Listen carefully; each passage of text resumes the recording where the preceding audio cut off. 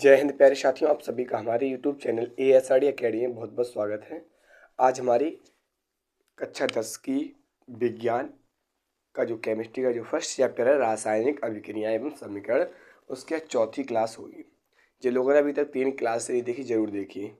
उन 3 क्लासों में मैंने बेसिक बताया है और जो कल की क्लास थी वो बहुत ज़्यादा थी क्योंकि उसमें मैंने रासायनिक समीकरण को संतुलित करने की विधि बताई थी। आज की क्लास में हम लोग क्या पढ़ेंगे? रासायनिक अभिक्रियाओं के प्रकार, जो कि यहाँ पर लिखें। इतनी रासायनिक अभिक्रियाएं पढ़ेंगे।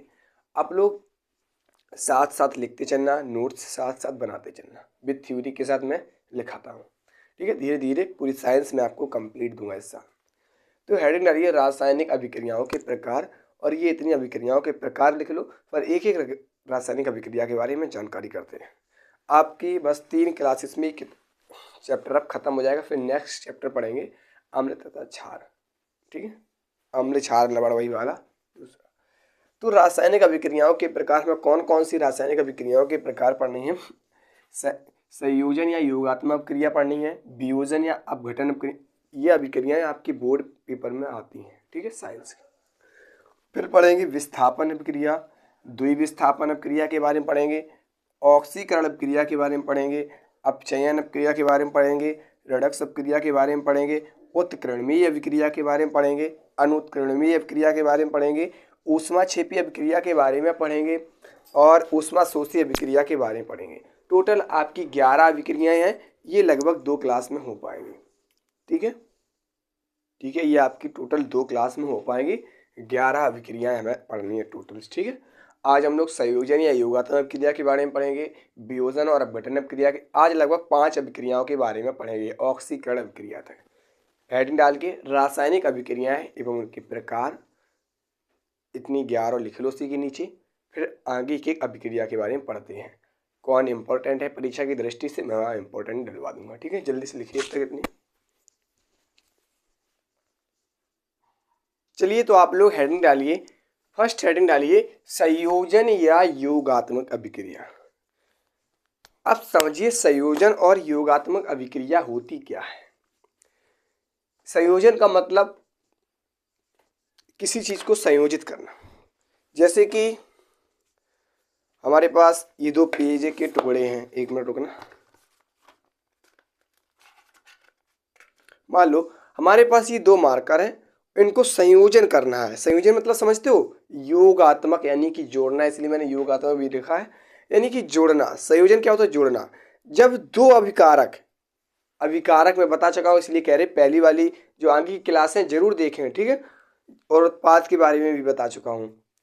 देखिए मेरे पास ये 2 अभिकारक है मान लो। ठीक है, 2 अभिकारक है हमारे पास, ये दिखाई दे रहे हैं आपको। इनको हम संयोजन करेंगे यानी कि मिलाएं, जोड़ेंगे इन दोनों को, तो ये एक नई चीज बन जाएगी। जब ये जोड़ेंगे तो एक नया चीज बन गया। पहले ये अलग अलग थे, जब जोड़ने पर ये एक बन गया। ठीक है, मतलब समझ लो, अपनी भाषा में समझाना चाह रहा हूं आपको। मतलब आप कहने का ये है, जब 2 अभिकारक आपस में मिलकर एक उत्पाद बनाते हैं उसे हम संयोजन या योगात्मक अभिक्रिया कहते हैं। क्या इतनी बात समझ में आई? मैंने क्या बताया अभी समझ में क्या आया होगा? मैं बता रहा हूं, जब 2 अभिकारक आपस में क्रिया करते हैं, 2 अभिकारक आपस में मिलकर एक नए उत्पाद का निर्माण करते हैं, उसे हम कहते हैं संयोजन या योगात्मक अभिक्रिया। भैया दाल और चावल को मिला दो, एक नया पदार्थ बनके तैयार हो जाएगा, नया खाने का पदार्थ दाल चावल बोलेंगे।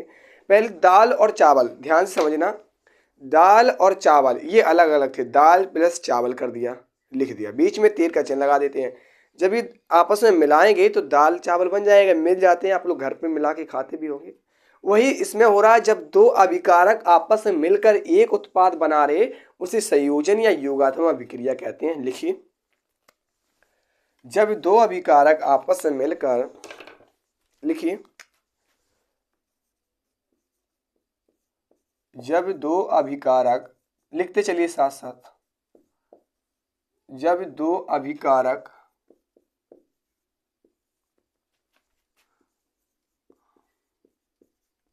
आपस में मिलकर, ये बताओ पहले समझ में आया कि नहीं आया? मतलब जो मैंने बताया, 2 अभिकारक आपस में मिल रहे थे जिससे एक उत्पाद बन रहा था। ठीक है, यहाँ ऐसे भी लिख सकते हैं, जब दो या दो से अधिक अभिकारक मिलकर, ऐसे लिखिए, दो नहीं सिर्फ बहुत सारे हो सकते हैं, ठीक है। जब दो या दो से अधिक, ऐसे लिखिए, जब दो या दो से अधिक, वो भी ठीक थी लेकिन ये ज़्यादा ठीक है। जब दो या दो से अधिक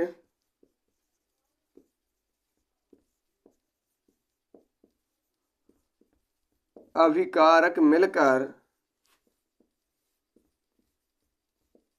मिलकर एकल उत्पाद बनाते हैं, एकल उत्पाद बनाते हैं, उन्हें संयोजन या योगात्मक अभिक्रिया कहते हैं। उन्हें संयोजन या योगात्मक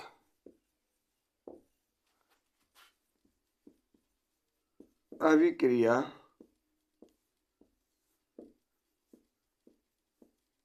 कहते हैं। हमने क्या बताया, जब दो या दो से अधिक अभिकारक मिलकर एक उत्पाद का निर्माण करें उसे संयोजन या योगात्मक अभिक्रिया कहते हैं। आओ देखते हैं एग्जांपल। यहाँ पर मैंने कार्बन को लिया, ध्यान से देखिए, और ऑक्सीजन को लिया। ये दो अभिकारक, इस रिएक्शन को मैं पहले करा चुका हूँ काफ़ी बार। और बीच में क्या करते हैं, हम तीर का चिन्ह लगाते हैं। जब ये दोनों आपस में क्रिया करते हैं तो क्या बनता है, CO2, ठीक है। ये हमारे क्या थे, अभिकारक।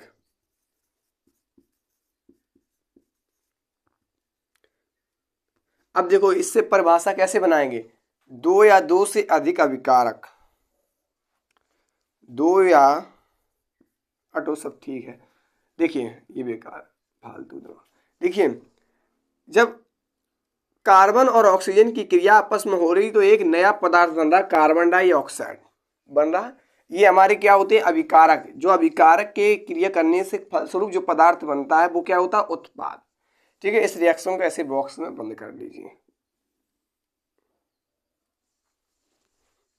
आगे चलते फिर नेक्स्ट हेडिंग डालिए, वियोजन या अपघटन अपक्रिया। आप समझ लेते हैं, वियोजन बराबर होता है टूटना, अपघटन मतलब किसी का टूटना या अपघटन। मतलब जब एक अभिकारक, ध्यान से समझिए, अभिकारक और उत्पाद से बहुत अच्छे से आप लोग परिचित होंगे जैसा कि मैंने बताया था।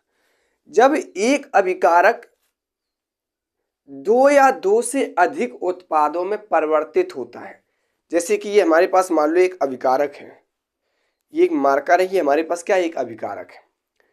हम इसको टुकड़ों टुकड़ों में बांट दें तो इसके जो अभिकारक के काटने से जो एक पदार्थ बनेगा वो उत्पाद ही तो होगा। जो अभिकारक के जो अभिकारक से जो बनता है वो उत्पाद होता है। समझ लीजिए, इससे मैं समझाने का कर रहा हूँ, ठीक है। काट काट के मैं कई उत्पाद बना दूँ, दो या दो से अधिक उत्पाद, तो उसे कहेंगे वियोजन या अपघटन। तो क्या कहेंगे, जब एकल अभिकारक दो या दो से अधिक उत्पादों में परिवर्तित होता है तो उसे वियोजन या अपघटन अपक्रिया कहते हैं। आओ पहले हम रिएक्शन आपको लिखकर बताते हैं परिभाषा कैसी बनानी है। देखिए CaCO3 हमने ले लिया, बीच में तीर का चिन्ह लगाया, ठीक है। हमने CaCO3 ले लिया। अब देखें CaO प्लस CO2, ये हमारी एक रिएक्शन है। जब क्या करते हैं हम, एकल अभिकारक, ये हमारा कैसा है, एकल अभिकारक,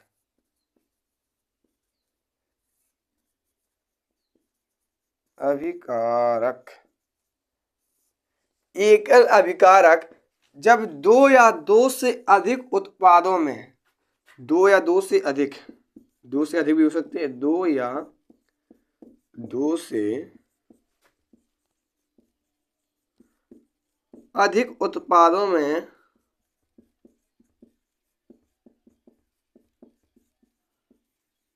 परिवर्तित होते हैं तो हम उन्हें क्या कहते हैं, वियोजन या अपघटन अपक्रिया। वियोजन या अपघटन, ध्यान से सुनिए, यदि आप इसके थ्रू आप समझते हो तो आपको परिभाषा यही रट जाएगी, ठीक है। वियोजन या अपघटन अपक्रिया क्या होती है, जब एकल अभिकारक दो या दो से अधिक उत्पादों में परिवर्तित होना उसका वियोजन या अपघटन कहलाता है। कोई भी एक अभिकारक हो, वो दो या दो से अधिक उत्पादों में परिवर्तित हो रहा है तो वो वियोजन या अपघटन अभिक्रिया कहलाएगी। अब परिभाषा लिखिए, इसको नीचे बना देना इसी तरीके जैसे मैंने बनाया है। लिखिए जब एकल अभिकारक, लिखिए जब एकल अभिकारक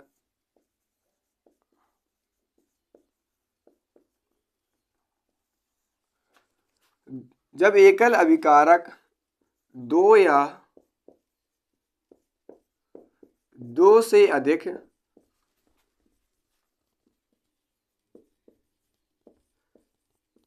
उत्पादों में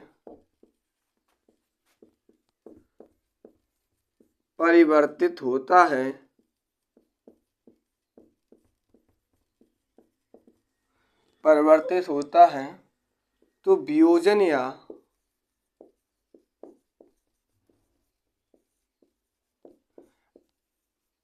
अपघटन अभिक्रिया कहलाती है।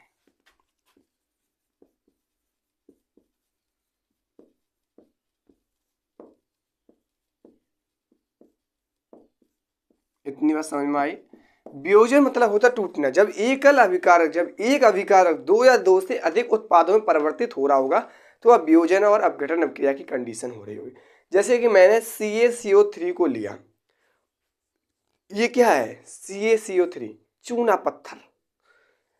जब मैंने CaCO3 की क्रिया कराई, मतलब जो CaCO3 थे, जो ये एक अभिकारक था, ये दो उत्पादों में टूट गया, एक तो CaO और CO2। कितनी बात समझ में आ रही पहले ही बताओ। हम आपको एक चीज भूल गए यार लिखाना, सूत्र। इसके बाद हम सूत्र लिखाएंगे अगली क्लास में, ठीक है? ठीक है, उन सूत्रों को हम लिखा देंगे तभी आप समझ पाएंगे, ठीक है? तो हमने क्या किया, कैल्शियम कार्बोनेट एक अभिकारक था, वो कैल्शियम ऑक्साइड और कार्बन डाइऑक्साइड में परिवर्तित हो गया। मतलब एकल अभिकारक से दो उत्पाद बन गए, उसे हम वियोजन या अपघटन अभिक्रिया कहते हैं। जल्दी से इतनी चीज नोट कीजिए, फिर आगे चलते हैं। चलिए नेक्स्ट हेडिंग डालिए, विस्थापन अभिक्रिया। देखिए विस्थापन अभिक्रिया क्या होती है, मतलब विस्थापित होना। विस्थापन का मतलब क्या होता है? विस्थापित होना। कोई एक अभिकारक है और उसमें कोई रिएक्शन करने वाला एक कोई अवयवी कण आ गया, जब वो उससे क्रिया हो गई करेगा, जब उस अभिकारक से तो उसके क्या होते हैं, अणु या परमाणु विस्थापित हो जाते हैं अलग अलग, ठीक है? विस्थापन का मतलब है विस्थापित होना। जब एक कोई अभिकारक है, मान लो यहां पर मैंने लिया एक अभिकारक CuSO4 कॉपर सल्फेट को लिया, और एक कोई अवयवी कण है Fe आयन। जब इन दोनों की मैं क्रिया कराता हूं तो कॉपर अलग हो जाता है और सल्फेट आयन अलग हो जाता है। देखिए कॉपर सल्फेट मतलब इन दोनों को विस्थापित कर दिया। तो परिभाषा क्या है, ध्यान से देखिए। वह रासायनिक अभिक्रिया जिसमें, मैंने लिख इसलिए लिया क्योंकि वीडियो लंबी बन जाती, फिर कोई मतलब नहीं रहता। वह रासायनिक अभिक्रिया जिसमें बाहर से कोई अवयवी कण अभिक्रिया में भाग लेकर अभिकारक के अणु या परमाणु को विस्थापित कर देता है, उसे हम विस्थापन अभिक्रिया कहते हैं। यहां पर देखिए कॉपर सल्फेट, मैंने एक उदाहरण लिया, पहले परिभाषा समझ लीजिए। वह रासायनिक अभिक्रिया इसमें बाहर से कोई अवयवी कण अभिक्रिया में भाग लेकर अभिक्रिया के अभिकारक में क्या कर देता है, अभिकारक या परमाणु को विस्थापित कर देता है। यही तो मैंने लिखा है, देखिए विस्थापित कर देता है, उसे विस्थापन अभिक्रिया कहते हैं। तो यहाँ पर मैंने एक एग्जांपल लिया, कॉपर सल्फेट CuSO4 और आयन Fe। जब ये कोई एक बाहर से अवयवी कण आया, इस अभिकारक से जब मैंने क्रिया कराई तो जो कॉपर सल्फेट था वो आयन सल्फेट में बदल गया। मतलब जो इसके अणु या परमाणु है वो विस्थापित हो गए अलग अलग। मतलब FeSO4 कहीं है, कॉपर अलग हो गया, SO4 ये रहा और कॉपर। मतलब जब इसने Fe से आयन से क्रिया, कॉपर सल्फेट ने जब आयन से क्रिया की तो आयन सल्फेट बना और कॉपर अलग हो गया। मतलब कहीं ना कहीं इस अभिकारक के क्या हुए, अणु या परमाणु विस्थापित हो गए, अलग अलग विस्थापित हुए। यही इसी को हम कहते हैं विस्थापन अभिक्रिया। जल्दी से यहाँ से लेके यहाँ तक नोट कीजिए। फिर अगली चलते हैं। चलिए तो फिर आज के लिए हम इतना ही रखते हैं। आज हम लोगों ने रासायनिक अभिक्रियाएं कितने प्रकार की होती हैं इस चीज़ को जाना, 11 होती हैं। और संयोजन या युगात्मक अभिक्रिया के बारे में पढ़ा, वियोजन और अपघटन अभिक्रिया के बारे में पढ़ा, और विस्थापन अभिक्रिया के बारे में पढ़ा। कल की जो क्लास होगी उसमें सभी अभिक्रियाएं समाप्त हो जाएंगी। फिर इसके अगली वाली जो क्लास होगी उसमें विकृत गंधता और एक टॉपिक है, और वो भी आपका चैप्टर के साथ समाप्त हो जाए कल की क्लास। ठीक है, तब तक के लिए आप अच्छे तरीके से नोट्स बनाते चलना। वीडियो अच्छी लगी हो तो कमेंट जरूर कर देना और लाइक करना वीडियो को। और हम जिन लोगों ने अभी तक मेरे चैनल को सब्सक्राइब नहीं किया प्लीज़ सब्सक्राइब कीजिए। मुझे आपके सपोर्ट की ज़रूरत है, मुझे सपोर्ट चाहिए तो मैं और अच्छे से पढ़ा सकूँ आपको। ठीक है, वैसे तो मैं अच्छे ही पढ़ा रहा हूँ, लिखते चलना साथ साथ, जो इम्पोर्टेंट होगी उसको मैं बताते चलता हूँ। ये रिएक्शन सभी इंपॉर्टेंट है, सभी को आप आना चाहिए। ठीक है, चलिए जय हिंद, फिर मिलते हैं।